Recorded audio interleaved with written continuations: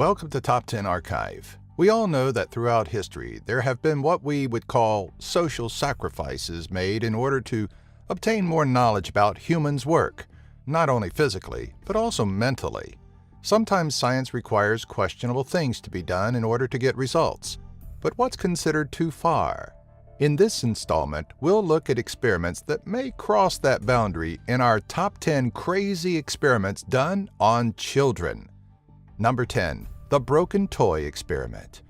During this twisted study, children were given a special toy that was rigged to break on them, and were specifically told to be careful with it.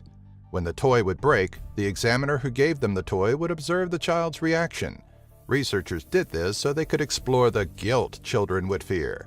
The examiner would go into a different room and hand a child a replica to assure them that it was okay and fixed, possibly to alleviate any long-term emotional damage. Many people were upset by this experiment and had publicly expressed their fears how people were willing to intentionally inflict pain on children. Number 9. The 1961 Bobo Doll Experiment. In 1961, as the first of two experiments, Albert Bandura had a group of children individually observe adults punching, kicking, and hitting a Bobo clown doll. Following the display of aggression, each individual child was awarded an opportunity to play with non-aggressive toys, such as trucks. To fuel aggression for the sake of the study, the experimenter would take the toys away and immediately move the child into a room of other toys, including the Bobo doll.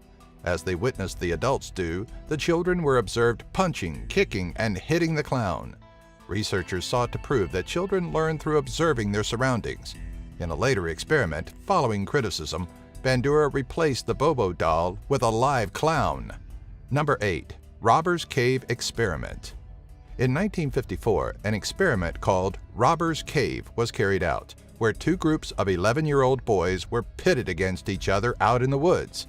Each team participated in team-building exercises, unaware of the other team's existence, until there was a strong bond within the team.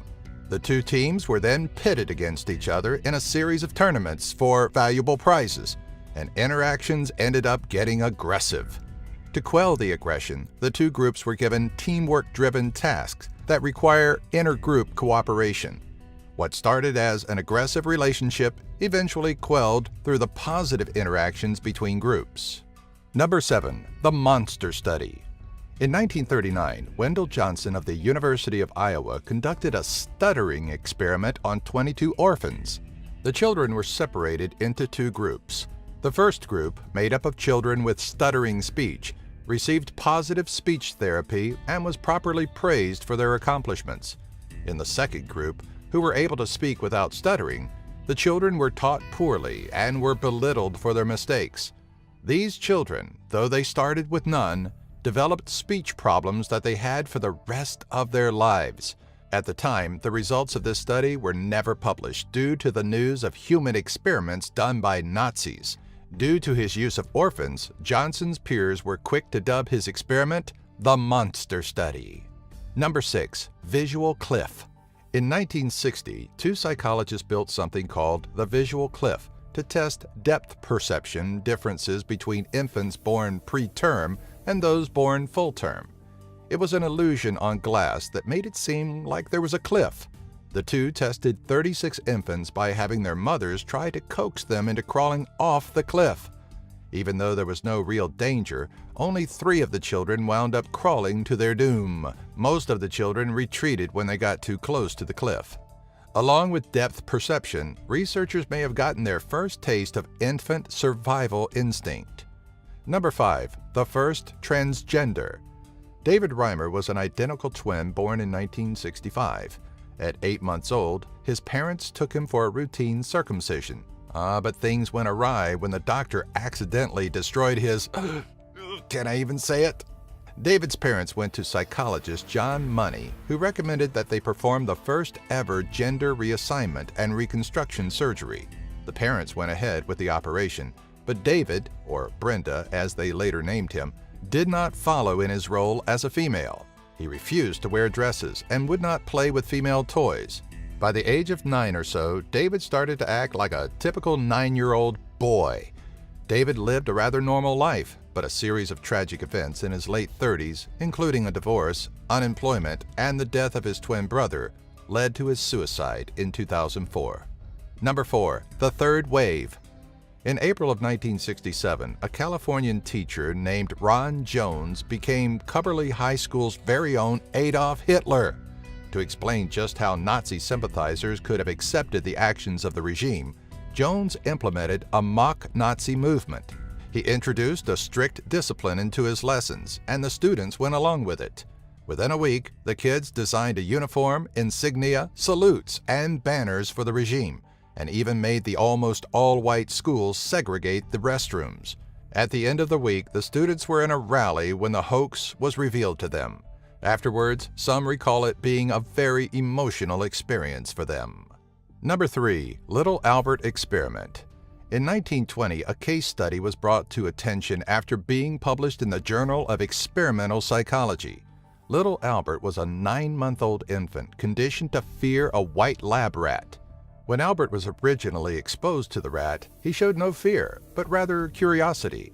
However, after the researchers banged a hammer to make a loud noise every time Albert touched the rat, he began to cry and try to crawl away from the rodent. Unfortunately for Albert, his conditioning went a little too far when he started to confuse the rat with most furry things such as dogs, fur coats, and even a Santa Claus mask with a cotton ball beard. Number 2. Hepatitis in Willowbrook State School.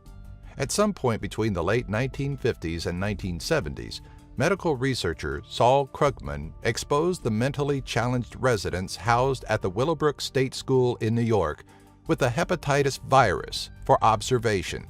The experiment followed an outbreak at the school and was performed in order to track the development and possibly treatment of the viral infection. As expected, many doctors opposed the study, but their concerns were put aside as parents for these children began sending in permission letters stating agreement with the experiments. It allowed family members to be admitted into the overcrowded institution to see their children, while also allowing doctors to find out more about the infection. Ultimately, though, the study was considered the most unethical experiment performed on children in the United States.